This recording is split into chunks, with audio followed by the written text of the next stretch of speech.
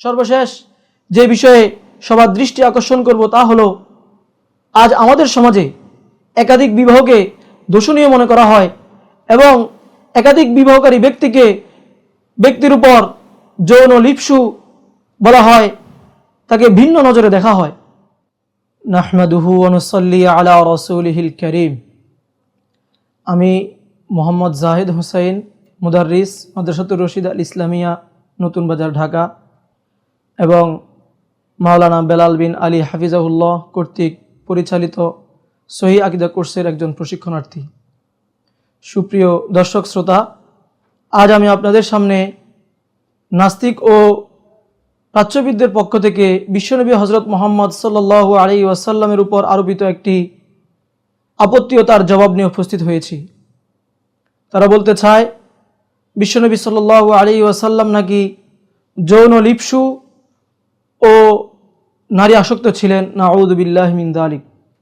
প্রমাণস্বরূপ তারা বলতে চায়, তিনি পরপর 11টি বিবাহ করেছেন, এমনকি মাত্র 9 বছর বয়সী মেয়ে আয়েশা রাদিয়াল্লাহু তাআলা আনহাকে বিবাহ করেছেন। তাদের এই প্রশ্নে সরল মনা অনেক মুসলিম ভাই বোনেরাও সন্দেহ ও সংশয়ের শিকার হন। আজ আমি উক্ত প্রশ্নের জবাব দেব ইনশাআল্লাহ তাআলা। বিশ্বনবী সাল্লাল্লাহু আলাইহি ওয়াসাল্লাম ছিলেন এমন এক যুগের মানুষ যখন জিনা, ব্যভিচার, মদ, জুয়া ও সর্বপ্রকার অশ্লীলতায় জড়িত হওয়া একদম সহজ ও সাধারণ ব্যাপার ছিল। পাশাপাশি বিশ্বনবী সাল্লাল্লাহু আলাইহি ওয়াসাল্লাম ছিলেন আরবের সর্বশ্রেষ্ঠ বংশীয় যুবক, উত্তম চরিত্রের শীর্ষ চূড়ায় উন্নীত এবং সুগঠন ও লাবণ্যময় চেহারার অধিকারী। তাই তিনি চাইলেই সুন্দরী যুবতীদের সাথে অবৈধ সম্পর্ক ও অশ্লীলতায় জড়িত হওয়া একদম সহজ ব্যাপার ছিল।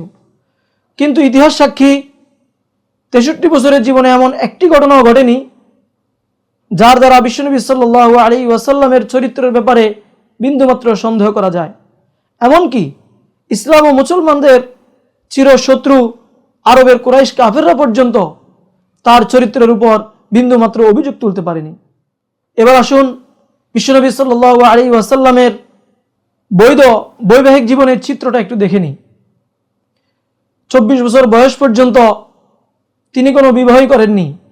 25 বছর বয়সে আম্মাজান খাদিজাতুল কুবরা রাদিয়াল্লাহু তাআলা আনহাকে বিবাহ করেছিলেন, যিনি 40 ঊর্ধ্ব বয়সী হওয়ার সাথে সাথে একজন বিধবা নারী ছিলেন। ইতিপূর্বে তার আরো 2টি বিবাহ হয়েছিল। এই একজন স্ত্রীকে নিয়েই 50 বছর বয়স পর্যন্ত তিনি কাটিয়ে দিলেন। 50 বছর বয়সে খাদিজাতুল কুবরা রাদিয়াল্লাহু তাআলা আনহার ইন্তেকাল যখন হয়ে যায়, তখন পর্যায়ক্রমে অন্যান্য স্ত্রীদেরকে গ্রহণ করেন, যাদের মধ্যে হযরত আয়েশা রাদিয়াল্লাহু তাআলা আনহা ব্যতীত বাকি সবাই হয়তো বিধবা নয়তোবা তালাকপ্রাপ্তা ছিলেন এবং তাদের কারো কারো এক বা একাধিক সন্তানও ছিল। কোনো সুস্থ বিবেকবান ব্যক্তি যদি বিশ্বনবী সাল্লাল্লাহু আলাইহি ওয়াসাল্লামের বৈবাহিক জীবনের চিত্রটা নিয়ে চিন্তা করে, তাহলে তার অন্তরে কোনোভাবেই বিশ্বনবী সাল্লাল্লাহু আলাইহি ওয়াসাল্লামের চরিত্র নিয়ে সামান্য মাত্র সন্দেহ থাকতে পারে না। অতএব প্রত্যেক মানুষকে কথা বিশ্বাস করতে হবে, বিশ্বনবী সাল্লাল্লাহু আলাইহি ওয়াসাল্লাম ছিলেন পুত পবিত্র চরিত্রের অধিকারী এবং তার একাধিক বিবাহের পিছনে রয়েছে সুনির্দিষ্ট উদ্দেশ্য ও কারণ। আসুন সেই কারণগুলো জেনে নিই। প্রথম কথা হলো, সে যুগে একাধিক বিবাহ বরং বহু বিবাহ ছিল একটি সাধারণ ব্যাপার, যার জন্য সুনির্দিষ্ট কারণ বা রহস্য থাকার প্রয়োজনই নেই। এরপরও বিশ্বনবী সাল্লাল্লাহু আলাইহি ওয়াসাল্লাম যেসব মহৎ উদ্দেশ্য নিয়ে একাধিক বিবাহ করেছেন তা আমরা জেনে নিব। নম্বর 1, তিনি যেহেতু বিশ্বনবী, তাই কিয়ামত পর্যন্ত আগত সকল উম্মতের জন্য তার ব্যক্তিগত ও পারিবারিক সকল বিষয়াদি আদর্শ ও অনুসরণীয়। তাই তার ব্যক্তিগত ও পারিবারিক সকল বিষয়াদি ভালোভাবে আয়ত্ত করে পরবর্তী উম্মতের কাছে পৌঁছানোর জন্য একাধিক বিবাহের প্রয়োজনীয়তা একটি যৌক্তিক দাবি। বিশেষ করে নারী সংক্রান্ত বিষয়াদি প্র্যাকটিক্যালি আয়ত্ত করে পরবর্তী উম্মতের কাছে পৌঁছিয়ে দেওয়ার জন্য একাধিক বিবাহ অত্যন্ত গুরুত্বপূর্ণ একটি বিষয়, যা এক দুজন স্ত্রী দিয়ে মোটেই সম্ভব ছিল না।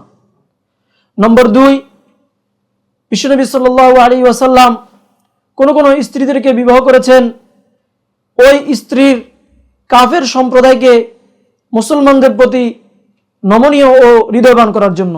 নম্বর 3, তার কোনো কোনো স্ত্রী পূর্বের স্বামী মারা যাওয়ার কারণে মনক্ষুণ্ণ ও মর্মাহত ছিলেন, তাদের মনের সান্ত্বনা দেওয়ার জন্য বিশ্বনবী সাল্লাল্লাহু আলাইহি ওয়াসাল্লাম নিজেই তাদেরকে বিবাহ করে নিলেন।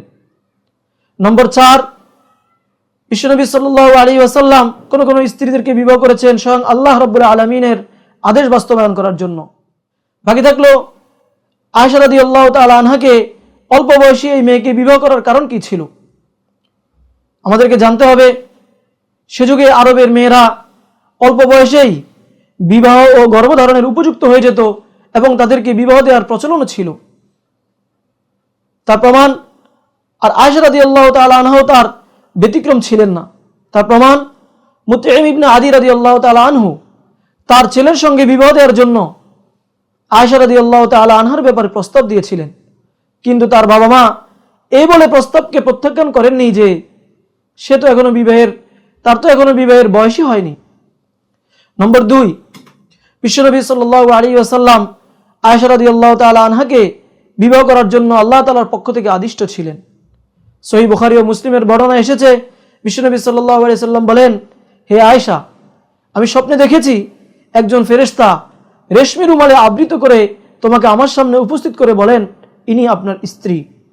আর জানা কথা যে নবীদের স্বপ্ন ওহী হয়ে থাকে, সেই ওহীর বাস্তবায়নের জন্যই বিশ্বনবী সাল্লাল্লাহু আলাইহি ওয়াসাল্লাম আয়েশা রাদিয়াল্লাহু তাআলা আনহাকে বিবাহ করেছেন।